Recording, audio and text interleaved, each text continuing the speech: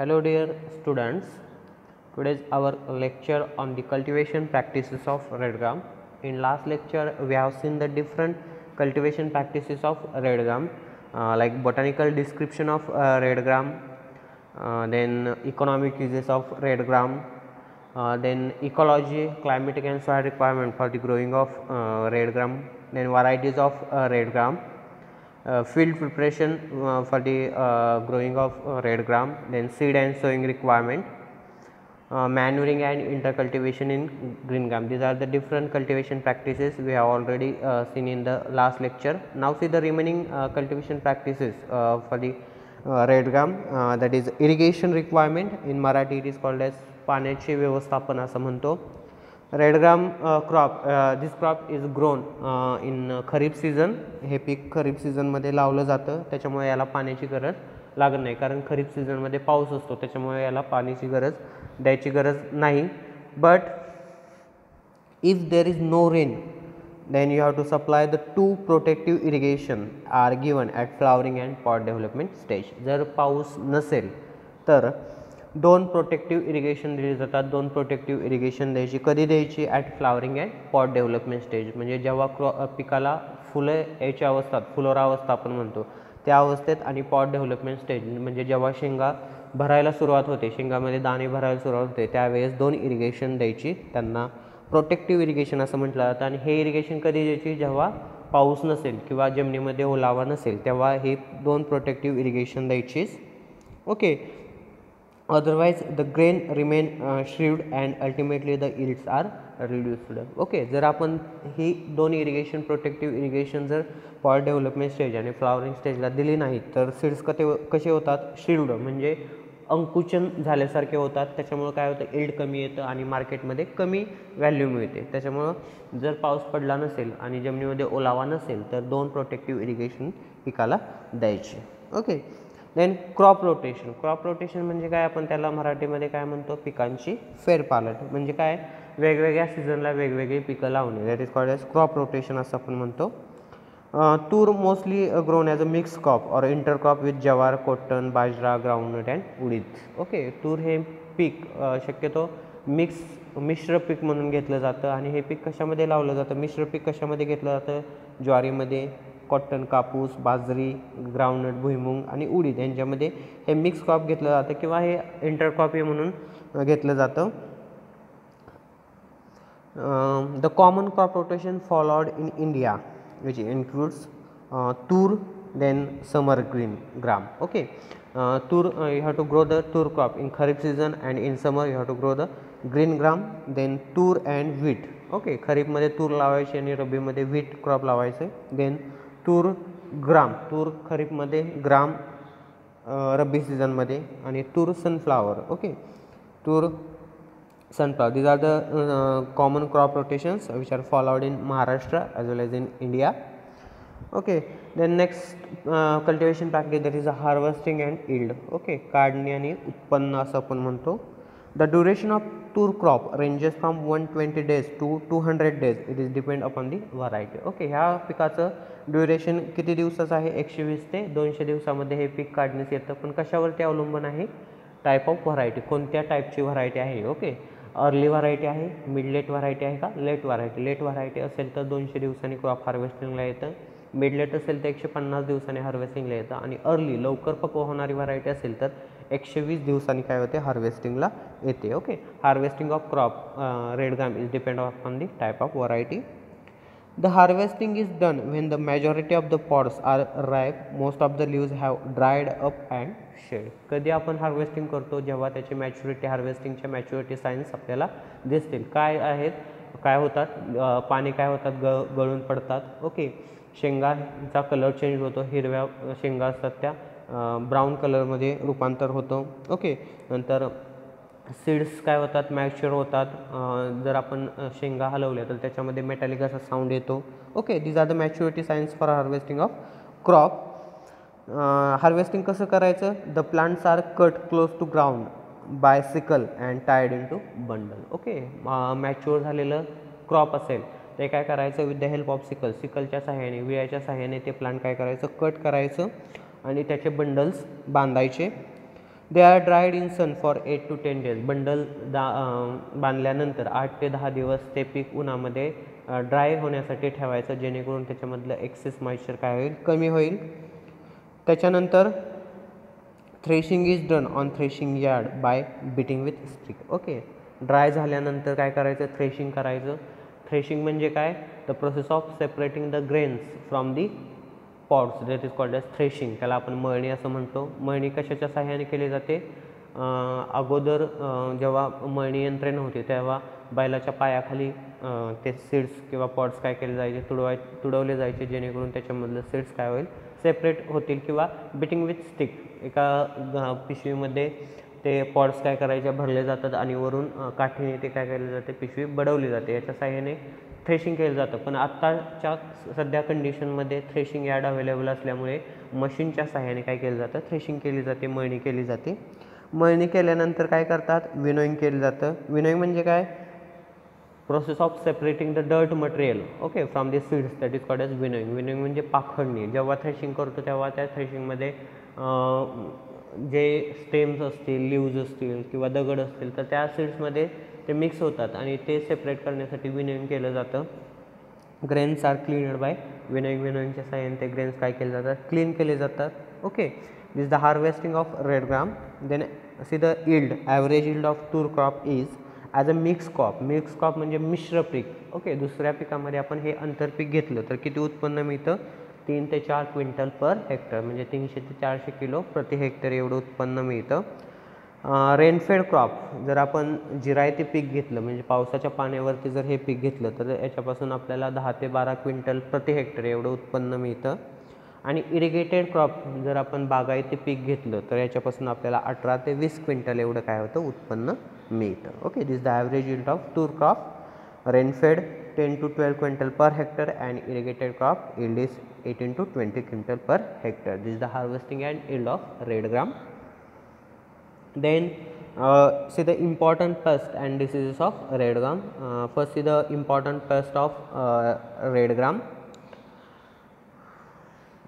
Important pests are gram pod borer, leaf eating caterpillar and pod caterpillar. These are the three important pests mostly found on the red gram crop.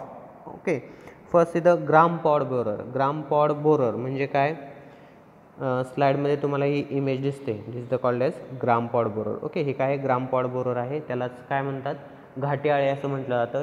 He paste mostly कशावरती येतात, हरभरा ग्रामवरती येतात.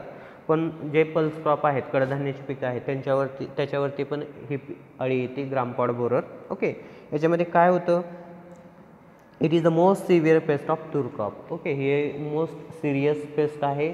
जर ह्याचं infestation वाढलं तर आपल्याला yield काहीच मिळत नाही, म्हणजे 70 ते 80% यील्ड काय होतं, कमी येतं, रिड्यूस होतं जर सिव्हिअर इन्फेस्टेशन असेल तर. नेचर ऑफ डॅमेज, ही पेस्ट कशी ओळखायची, the larva bores into the pod. Larva म्हणजे काय म्हणतो आपण मराठीमध्ये, अळी. अळी काय करते, बोर इंटू द पॉड्स, पॉडला काय करते, होल पाडते. होल पाडल्यानंतर it feed on developing grains. जेव्हा पॉडला होल पाडतात तेव्हा त्याच्यामध्ये जे ग्रेन्स असतील ते ग्रेन्स काय करते, ते लार्वा खाते. Half of body remain outside the pod. Okay, आणि जेव्हा ते ग्रेन त्या पॉडमध्ये खात असते तेव्हा त्या अळीचा अर्धा भाग हा पॉडमध्ये म्हणजे शेंगामध्ये असतो आणि अर्धा भाग हा बाहेर असतो. Okay, half of body remain outside the pod. Okay, this the nature of damage of gram pod borer.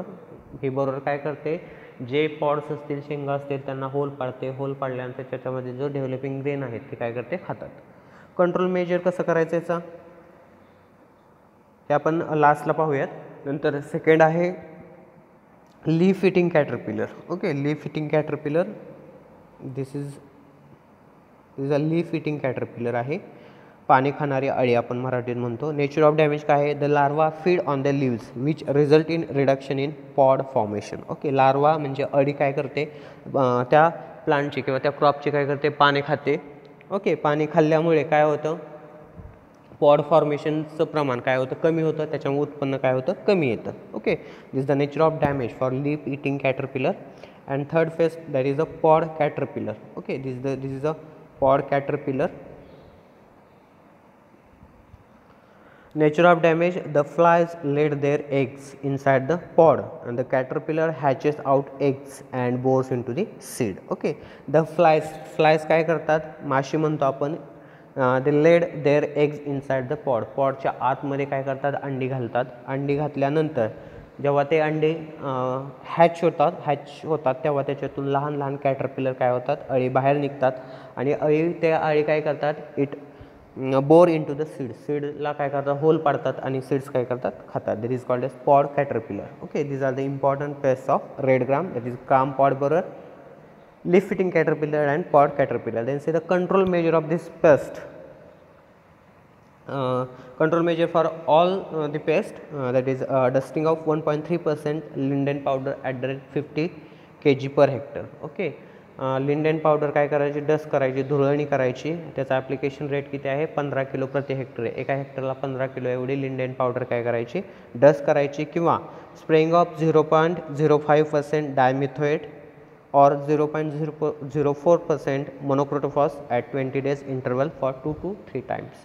काय स्प्रे करायचं, फवारणी कशाची करायची, डायमिथोएट आणि मोनोक्रोटोफॉस यांची फवारणी करायची 20 दिवसाच्या अंतराने 2 ते 3 वेळेस करायची, जेणेकरून ह्या पेस्ट काय होतील, कंट्रोल होतील. Okay, then next point is the important diseases.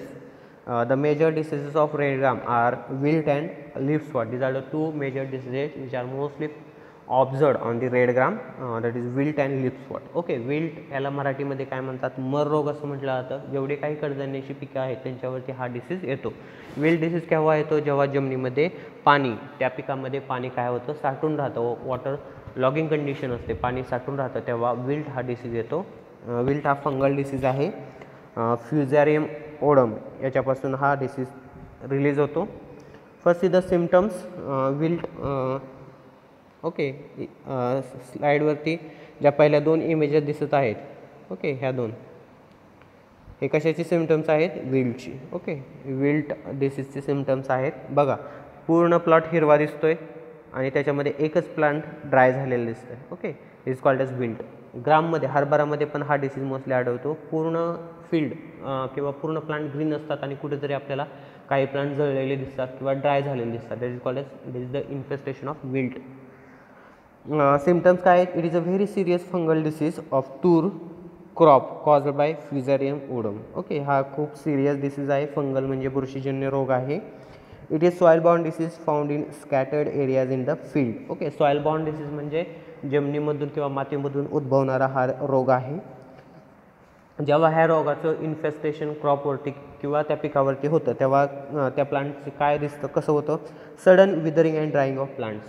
अचानक ते प्लांट जळल्यासारखं दिसतं किंवा ड्राय झाल्यासारखं दिसतं.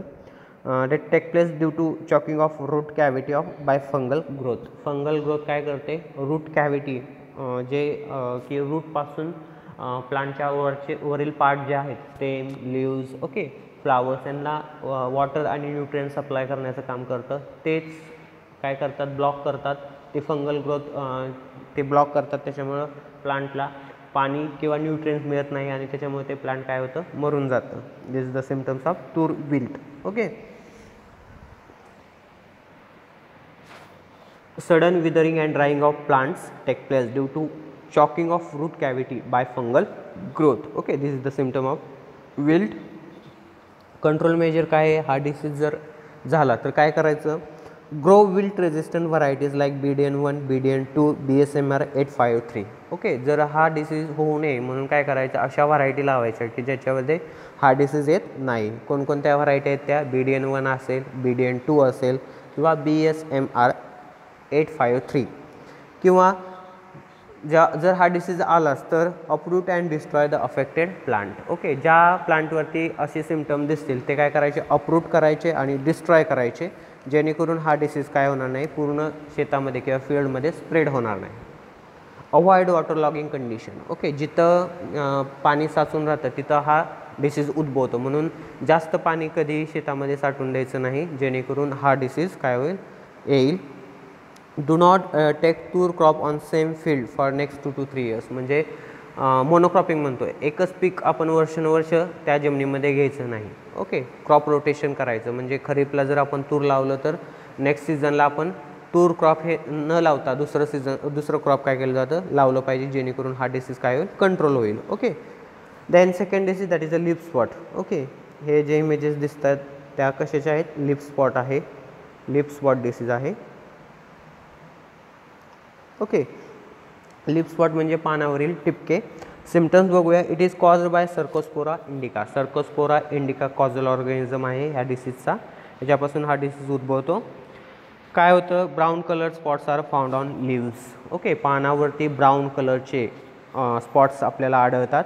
And which finally turn in black lesions, आणि हळूहळू ते ब्लॅक लेजन्सवरती त्याचं रूपांतर होतं. ओके, सुरुवातीला काय होतं, पानावरती ब्राऊन कलरचे स्पॉट्स, अशा पद्धतीचे स्पॉट्स पानावरती पडायला सुरुवात होते, आणि हळूहळू ते स्पॉट ब्लॅक कलरमध्ये रूपांतर होऊन त्याचं ब्लॅक लेजन्स, पट्टे तयार होतात. This is the leaf spot symptoms of leaf spot disease of red gum. Then see the control measure, grow resistant varieties लावायच्या, जेणेकरून हा डिसीज येणार नाही. किंवा अप्रूट and destroy the affected plant. ज्या प्लांटवरती आपल्याला अशी सिम्पटम दिसतील असे प्लांट काय करायचे, अप्रूट करायचे, उपटायचे आणि डिस्ट्रॉय करायचे. अवॉइड वॉटर लॉगिंग कंडिशन, जमिनीमध्ये पाणी साठून द्यायचं नाही.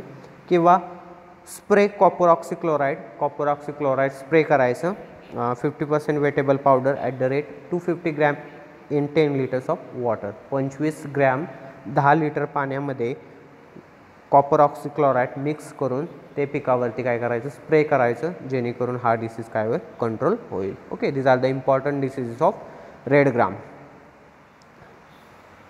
These are the important pests and diseases of red gum. This is the information about cultivation practices of red gum. This is the question bank. The family of tur is dash dash. कोणत्याही family तुरची Leguminaceae.